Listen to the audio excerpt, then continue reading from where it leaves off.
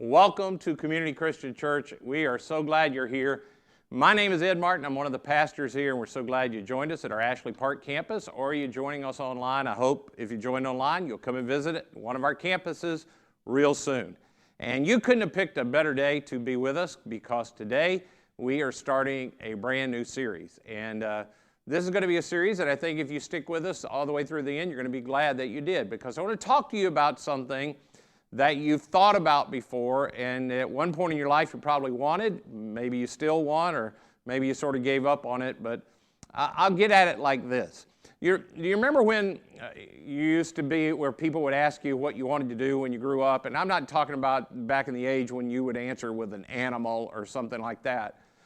And I'm not talking about the age when people would ask you that, and if you may be in this spot if you're in high school, when people say, what are you going to do?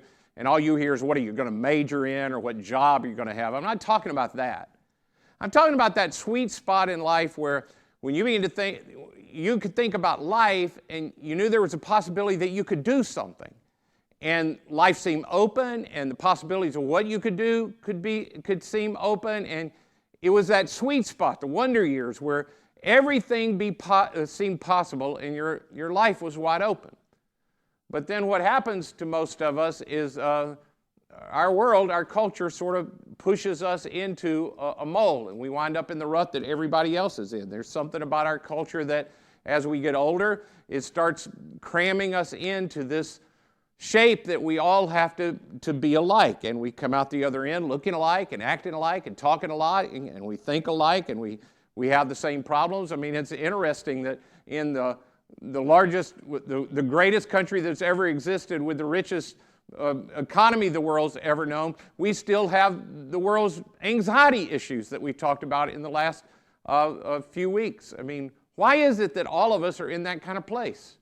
And why is it that all the people in the red states think the same thing, and all the people in the blue states think the same thing, and we all get shaped into the same way, and we all wind up in the same place? And even though as distinct as we want to be, and as individuals as we think we are, even as all the teenagers look about the same from 14 to 18, and all the 20-year-olds look about the same, and all the 30-year-olds look the same, and the 40-year-olds look the same, and then the 60-year-olds are trying to look like they're 30, we all just get into this rut, this mold where life had seemed big and full of possibilities, and then we all wind up in the same place. I mean, nobody started out thinking, hey, I want to live in a house that looks just like the other house across the street, or, I'm different. I'm going to drive a RAV4. Nobody ever thought they wanted to drive a RAV4, and somebody goes, oh, I'm not driving a RAV4. I'm going to drive a CRV.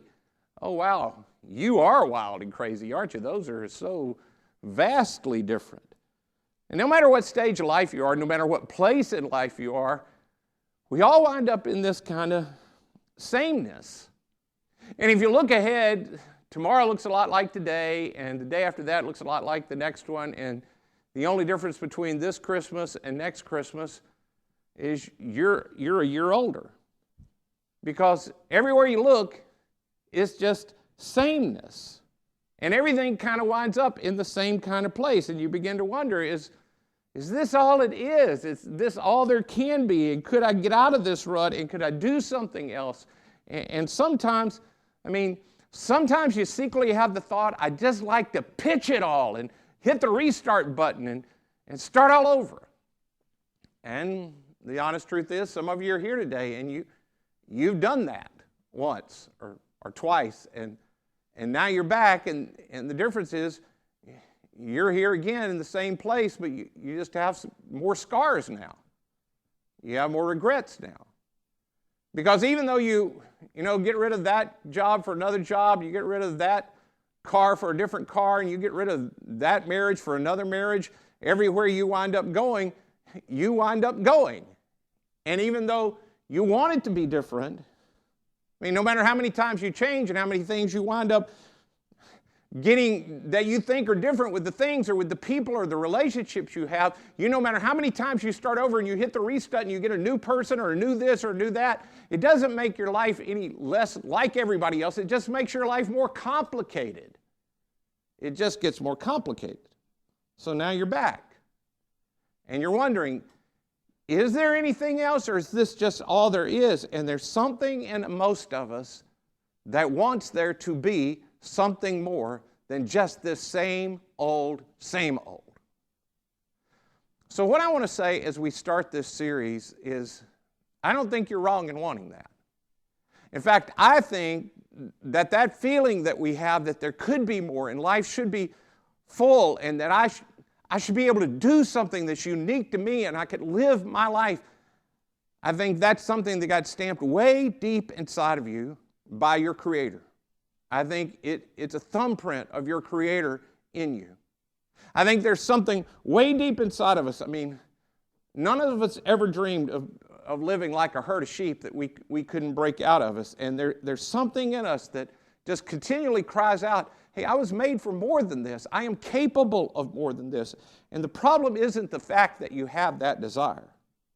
Instead, the fact that you have that dream that all of us had, that we had as children, it was just in an immature form when we have as children. It's stamped way deep on us, I think, by God when we got made. And I believe that it's stamped in me and it's stamped in you by God. But I just want to say up front, even though I believe all of that's true, this series is not about living your dream. It's not about living the dream. What I want to get at in this series, what Jason and we want to talk to you about, it's way deeper to that. And we're going to get to that in a bit. There is a way to live completely different. What if there is a way that you can live with contentment? I mean, the kind of contentment that no matter what your job is, or no matter what people you're in relationship with, or what amount of money you have, or no matter where you are, that you live with this deep sense of contentment about what you are doing with your life. What if you could learn to live in a way that the circumstances you're in, even though they don't change, even though your life doesn't change, even though you don't chunk it all in the circumstances that everybody else changed, that you could wake up and you could look at your spouse, or you could wake up and look at your lack of a spouse, or you could look up and wake up and go to the same job, and you would know that your life was moving in an entire different direction. That my life is doing something healthier, and I feel more fulfilled with my life. And even though all the stuff that our country and our world and our culture tries to push me into, that I mean, there are things about it that I like and that I want, and I don't have everything that I want. I can wake up. What if I could have the kind of contentment that I could realize that my life's on a totally different trajectory? That change, well, it could change everything for you. And it isn't found in leaving it all behind, and it isn't found by walking away from relationships that you're in, and it isn't found by having some new emotional experience, and it isn't about looking forward to what's going to happen tomorrow that you've never experienced before, and it's not some new relationship. It has everything to do with getting your life in sync with the purpose of the one who created you. Because He created you with a purpose, on purpose. He created you on purpose with a purpose that was unique to you, and He understands you better than you could ever possibly imagine. In fact, what I want to show you to kick off this introduction to this series, and if you don't know exactly what I mean when I say a series for us is where we just take one big idea and we tear it apart for a number of weeks. And so today, I'm in the introduction of this, and so if we don't get all the way to the end of solving this problem that I've just brought up today, that's because this was just an introduction, and we hope you'll come back for all of it. But today I want to show you something that was written thousands of years ago by a guy who was a follower of Jesus, and he's writing to he's writing to the richest culture in his day, to a culture in the city of Rome, and Rome had a distinct culture that they had stamped on the world because they had conquered the whole known world, and they tried to push everybody into the same mold so you could be a good Roman citizen.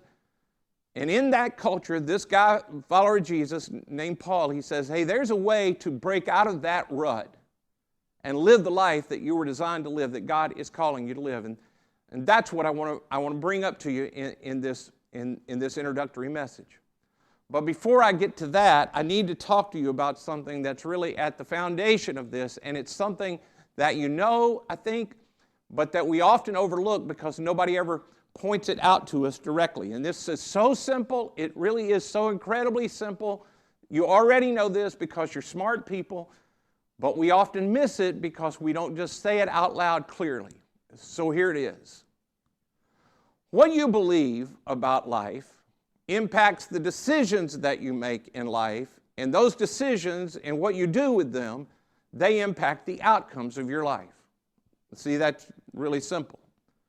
What you believe about life, it impacts the decisions and what you do in life, and what you do in life ultimately leads to the outcomes of your life. Now, where we really get frustrated in life is over here in the outcomes. I mean, if you were to come and talk to me and we were talking about some particular problem, let's say it's your finances, and I want to talk, you're not happy with your finances, and I talk to you about finances, you would talk about some decisions you had made that led to outcomes you didn't like and what you wanted to change in the decision area that lead to the outcomes. I mean, if we wanted to talk about, if we said, hey, it's your marriage, or I'm not happy with the relationship that I'm in, and I'd say, well, what's up with your marriage? You'd talk about decisions that you or your spouse or the person you're in a relationship with have made, and you don't like the outcomes that have come out of those decisions. It's the same thing with parenting.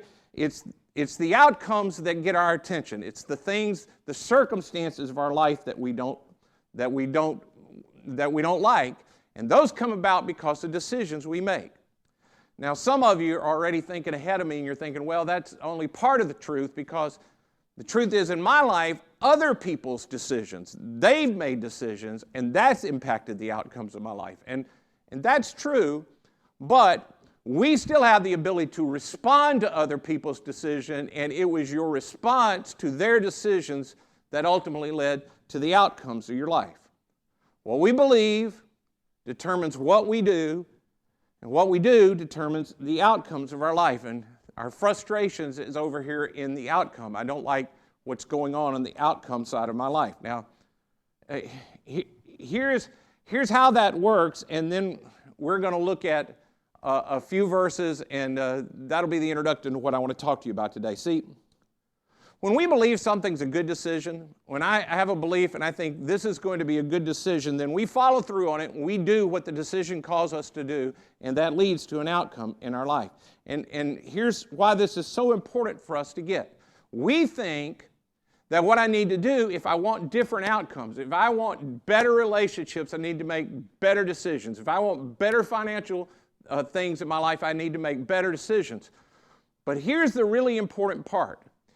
If redeciding about those things that you want changed does not also involve rethinking and rebelieving, if you don't, in the process of redeciding, if you don't question the beliefs that led to the first decisions, if you don't also rethink and rebelieve, eventually, even though you make a different kind of decision because you didn't like the outcome, your belief will lead you back to similar outcomes in your life.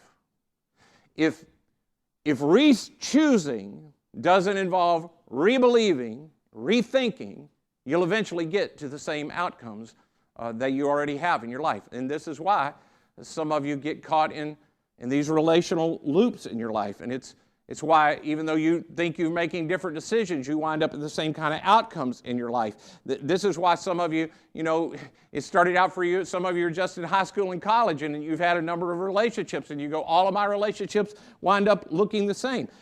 They all wind up being the same kind of thing, and I wind up getting hurt. Well, that isn't really all that surprising, because they're two people in a relationship. You are half of that. And the belief you had that led you to the other person at the first point, if you just decide on a different person, it won't lead to a different outcome unless you change the belief you had. I mean, this is why second marriages fail at a greater rate than first marriages. It's why third marriages fail at an even greater rate, because you have a distinct idea about a relationship and you think it's the person. What was wrong with my first marriage is them. And so I redecide on a different them. But it's the belief that led to the choice that led to the outcome. It's not just the decision. It's the belief you had that leads to the decisions you make. The belief drives the decision. And at some point, we have to go about not just redeciding, we have to rebelieve and rethink. Now, let me add one more thing to this.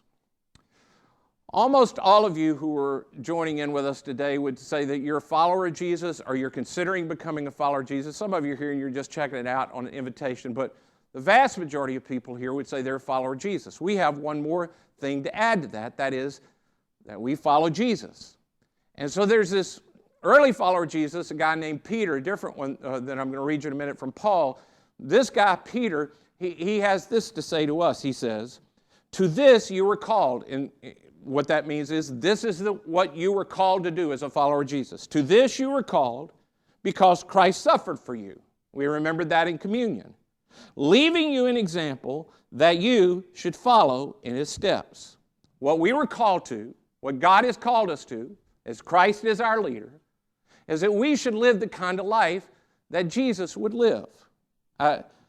It's the call on my life that where I am and the relationships I have and the places I go, that I would live the life that Jesus would live. That's the call that's deep inside of us, to live the life that if Jesus were in my place, I would live his kind of life.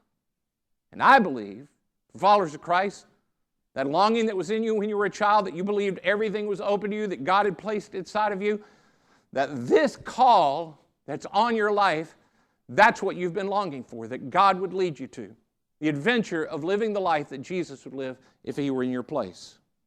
But the problem is, we aren't Jesus. We aren't like Jesus. In fact, some of you here who are followers of Christ, you're not even sure it's possible for you in your life to do what Jesus would do. You're not even sure that you can do that. But that's to what we were called. And many of us know that the problem in this is that we know we should do something. We should do something different than what we're doing. So we begin with the question. You remember those little armbands people wrote? Maybe it's 2 decades ago now, where everybody had the WWJD, what would Jesus do? Well, the problem with what would Jesus do is there are many instances where many of us don't know what Jesus would do. We don't know what Jesus would do. And then even if I can figure out what he would do, I can't seem to get it done. Even if I know what Jesus would do, I can't seem to get it done consistently in my life. And I don't wind up with this kind of adventurous right. In fact, I wind up more frustrated, maybe more religious if I ask what Jesus would do. Maybe I become more religious than other people around me. But the truth is, asking what would Jesus do, it just makes me a more religious version of people who are in the same mold, living the same life, looking pretty much like everybody else, but slightly more religious than that. And so, some of you we just want to chunk it all. That's not what I wanted. That's not where I'm going. I don't like that any better. In fact, some of you are coming back and you tried something else, and you're hoping that now in this place, in this church, you can find something. Is there a way to do what you feel called to do, to live the life that Jesus wanted you to live? And there is. But it does not start with the question of what would Jesus do. That's the middle part of what I described to you. We have to start back with, what did Jesus think? What did Jesus believe that led Jesus to do what he did, that led to the outcomes that he had? We keep trying to go to, what would he do so I can get to that outcome? And I can't do it. But the real issue is not what would he do, it's what did he think that led him to do what he did? So then I can have the outcome and live the life that I've been called to. But it all starts on the level of my belief. See, but the temptation is just to focus on, I didn't get the right outcome, so I need to do different. And so churches and Christians, we always focus on, you're doing the wrong thing, and we try to get people into managing their behavior. But you can't do the right thing if you don't believe the right thing that leads to the right decisions you need to make. Now, Jesus said everything that I said much shorter because he's way smarter than I am. Here's the way Jesus said that when he said it directly to his first disciples in John chapter 8, verse 31. If you hold my teachings, you are really my disciples. Then you will know the truth, and the truth will set you free. So now we're on to the book of Romans.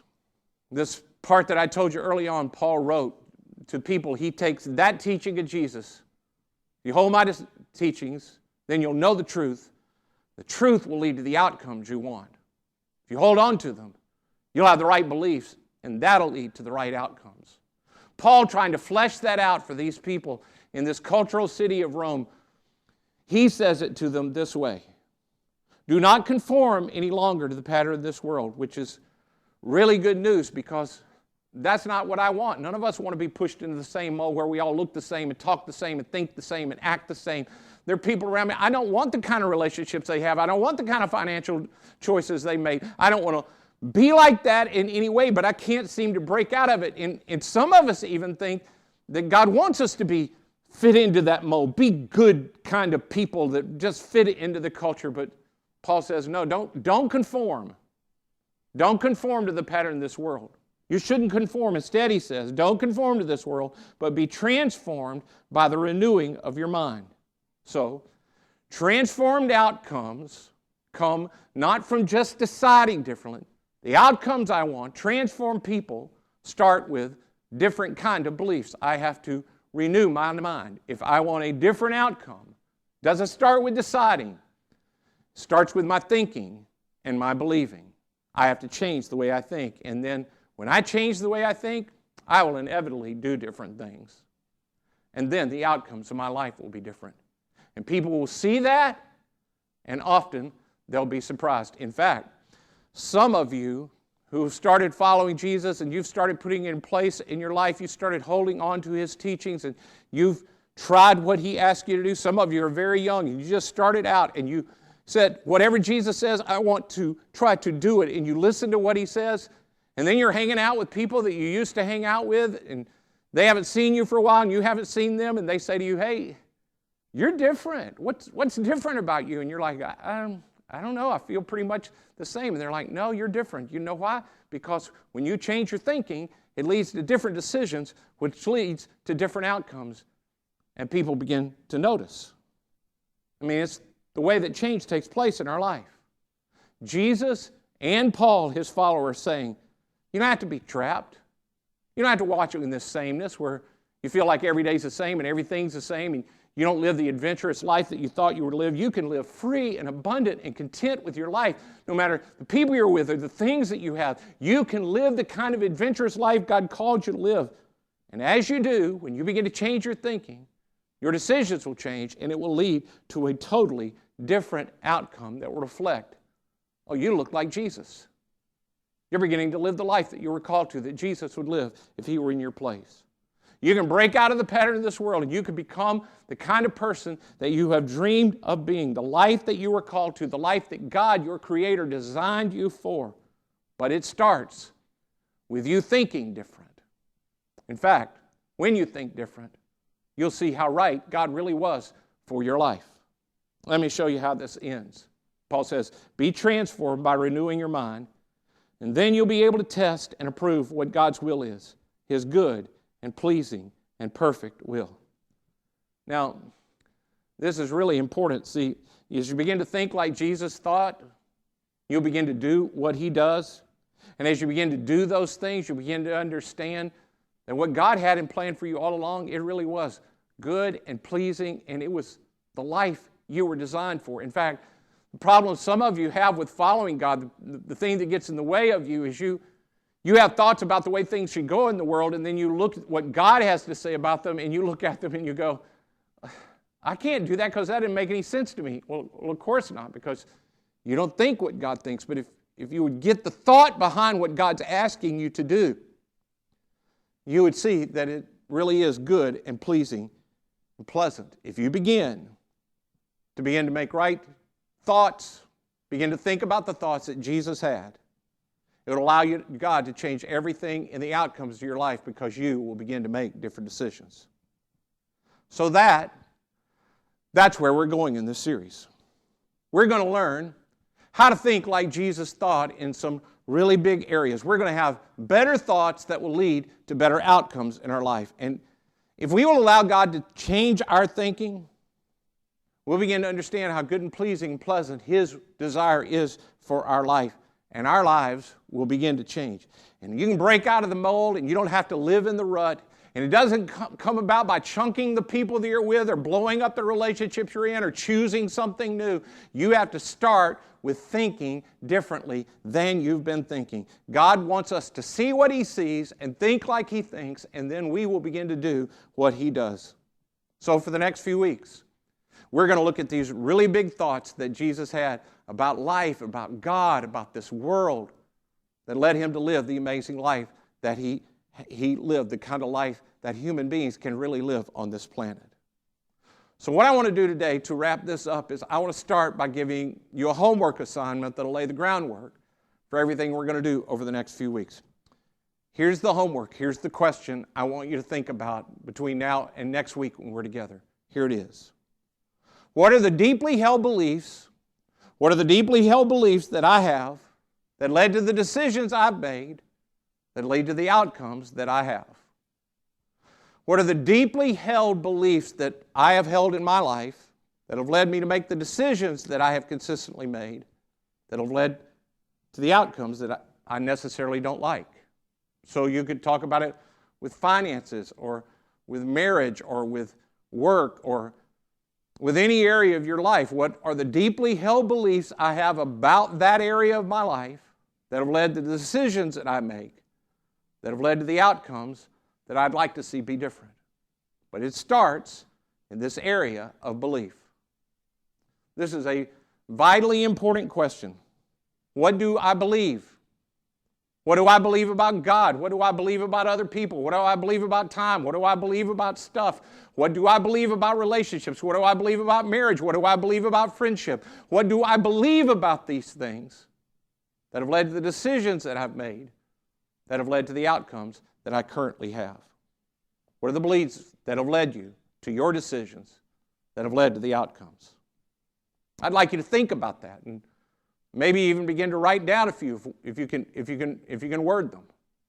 I'll give you a few that are just rampant in our world, deeply held beliefs. If I find the right person, then I'll have the right kind of marriage. If I find the right person, then I'll be happy. Here's another one. A person's happy when they follow their heart. If you follow your heart, you'll be happy. How about this one? Conflict should never happen between people who love each other. Pain should be avoided at all cost. I'll give you one that I had that almost ruined my life. It is a deeply held belief I had about ministry. I believe that if somebody came to me with a need, that it was my job to, if they came to me with a need, it was my job to try to meet their need. And I would think of it this way. If you came to me with a 5-gallon bucket-sized need, I thought somehow it was my job as a minister to fill up your bucket. I needed to meet your need as well as I can. It almost destroyed me. What I've learned is, it is not my job to fill up your bucket. It is my job to dump out whatever I have into your bucket. And if I only have a thimble, I dump the whole thimble, trusting that God, who loves me and is good, will fill me back up. But it's not my job to fill your bucket. You have to get your bucket filled the same place I get my thimble filled. See, that deeply held belief, it changes the decisions you make, and it leads to different outcomes in your life. For you, what are deeply held beliefs that you have that have led to decisions you've made that lead to outcomes in your life? There are all kinds of things. And starting next week, we're going to look at some vital ones that Jesus held that changed the decisions He made that led to incredible outcomes. Wouldn't it be great if you could live the life that you dreamed about, living the kind of life that was full and rich and free and that you had confidence that God was with you? Wouldn't it be great? Well, that doesn't start with different decisions. It starts with rethinking the deeply held beliefs you have. And we're going to do that together starting next week. Let's bow together, and I'll dismiss you with prayer. Father in heaven, thank you for letting us be together.